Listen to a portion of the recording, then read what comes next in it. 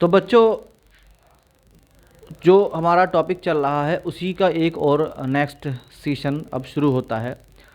देखिए, हम पढ़ रहे थे टाइप्स और उसके एग्जाम्पल्स, यानी क्रॉप के क्या क्या टाइप होते हैं और क्या क्या एग्जाम्पल होते हैं। तो अगला एग्जाम्पल है ट्यूबर क्रॉप।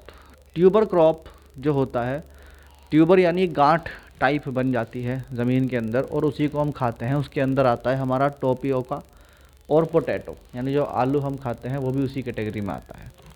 एक होता है प्लांटेशन क्रॉप। प्लांटेशन क्रॉप का मतलब वो जो प्लांट है ना, उसकी पत्तियों से ही काम लिया जाता है। तो उसमें कॉफ़ी, टी और रबर। जैसे टी जो है ना, हमसे बोलते हैं कि भाई ये टी की लीव्स होती हैं, असल में वो लीफ को ही फिर हम उसमें कन्वर्ट करते हैं जो है चाय की पत्ती में। एक हमारा है हॉर्टिकल्चर। ये एक इम्पोर्टेंट टर्म है एग्रीकल्चर में कि ये होता क्या है। असल में कुछ प्लांट बहुत हाई वैल्यूड होते हैं, जैसे कि गुलाब हो गया। तो गुलाब जो होता है वो शादियों में या उसका अर्क निकालने में, उसका जूस निकालने के लिए काम आता है इंडस्ट्री में, फिर उसको बेचा जाता है मार्केट में। ऐसे कुछ ऐसे प्लांट्स होते हैं जिनको स्पेशली एक साथ उगाया जाता है ताकि उसके अंदर से निकलने वाले प्रोडक्ट को हाई रेट्स पर मार्केट में सेल करा जा सके। तो उस तरह का जब हम खेती करते हैं कि भाई किसी ने फूलों की खेती कर रखी है, तो इस तरह की खेती को हम बोलते हैं हॉर्टिकल्चर। तो हॉर्टिकल्चर क्या है? ब्रांच है एग्रीकल्चर की ही, द ब्रांच ऑफ एग्रीकल्चर, जिसमें कल्टीवेट करा जाता है हाई वैल्यू वाले गार्डन प्लांट्स को। इसमें फ्रूट्स भी आते हैं, इसमें वेजिटेबल्स भी आते हैं, इसमें फ्लावर्स भी आते हैं और इसमें नट्स और ऑर्नामेंटल। ऑर्नामेंटल का मतलब सुंदरता के लिए इस्तेमाल किए जाने, फॉर शादियों में या अलग अलग प्रोग्राम्स में फूल का यूज़ होता है, वो ऑर्नामेंटल कहलाता है, जिसको पहना जा सके। ठीक है, तो इसमें कुछ हॉर्टिकल्चर की अलग से, यानी अगर आपके पास क्वेश्चन आता है कि which of the following belongs to the horticulture, तो उस वाले स्टैंडर्ड पर अगर कोई क्वेश्चन पूछा जाता है तो उसके अंदर कौन कौन से आएंगे? Vegetables, ornament. तो और वेजिटेबल में कौन कौन आएगा? टोमेटो, कैबेज और स्पाइनच। और ऑर्नामेंटल में कौन कौन आएगा? क्रोटॉन, कैक्टस और बोगेन विला।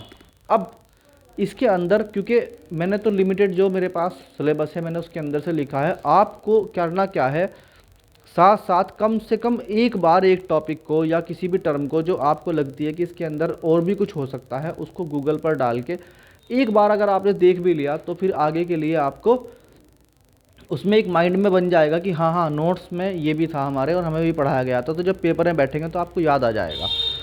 अब इसके अंदर जो है एक और टॉपिक है, दैट इज़ अर्थवॉर्म। अर्थवॉर्म असल में होता क्या है, आपने देखा होगा बरसात में खासकर गांव के इलाके में जो है केंचुए बाहर निकल के आ जाते हैं, उन केंचुओं को बोलते हैं अर्थवॉर्म। ठीक, अर्थवॉर्म होता क्या है? बेसिकली एक एनिमल है जो कि अर्थ के अंदर और जहाँ पर मॉइस्चर यानी नमी रहती है उस ज़मीन के अंदर पाया जाता है। मगर उसका हमारे लिए यूटिलिटी क्या है? देखिए, उसकी बहुत सारी यूटिलिटीज़ हैं। अर्थवॉर्म को कहा जाता है कि वो जो है बेहतरीन जो है फ्रेंड है ऑफ द लैंड और किसान के लिए, फार्मर्स के लिए।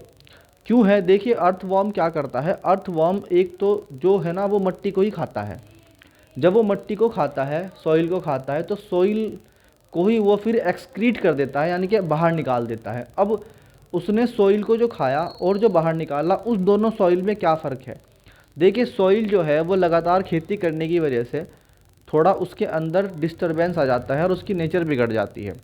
तो जब अर्थवॉर्म उस मिट्टी को निगलेगा और फिर छोड़ेगा बाहर डाइजेस्ट करके, तो उसके अंदर से वो अपने लाइफ के लिए जो रिक्वायरमेंट है, किसकी, उसमें जो रिक्वायरमेंट है उसको न्यूट्रिएंट्स की, वो ले लेगा और उसके बाद जो वो उसको फेंकता है बाहर निकाल कर, तो वो मिट्टी को इस लायक कर देता है कि उसमें अब फर्टिलिटी बढ़ जाती है। यानी कि अर्थवॉर्म जिस मिट्टी को खा के बाहर फेंक देगा, एक्सक्रीशन बोलते हैं बायोलॉजी में इसको, एक्सक्रीशन कर देगा जिसका, वो असल में बेहतरीन मिट्टी होती है किसान के लिए। आजकल तो एक नया सिस्टम बना हुआ है कि लोग बाग इसका एक बिज़नेस भी कर रहे हैं, यानी कि बहुत सारे वो केंचुओं को पकड़ते हैं, एक जगह रखते हैं और फिर उनसे मिट्टी को जो है प्यूरीफाई करवाते हैं, फिर उस मिट्टी को बहुत हाई लेवल पे बेचा जाता है, बहुत हाई रेट्स पे बेचा जाता है।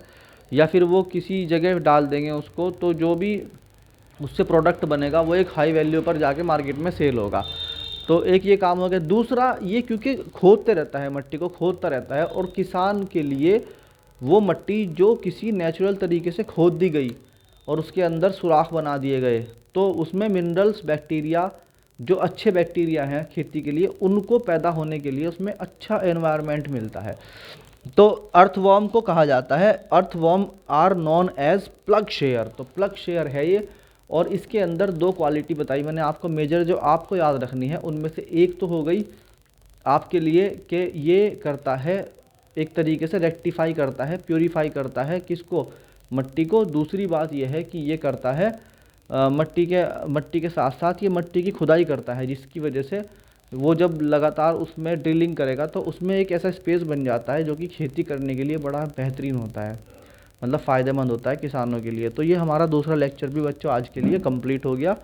फॉलो करते रहिए, इसके लेक्चर लिखिए, इसमें रिसर्च करिए, और फिर हम इसमें क्वेश्चन स्टार्ट कर देंगे आपके। Thank you.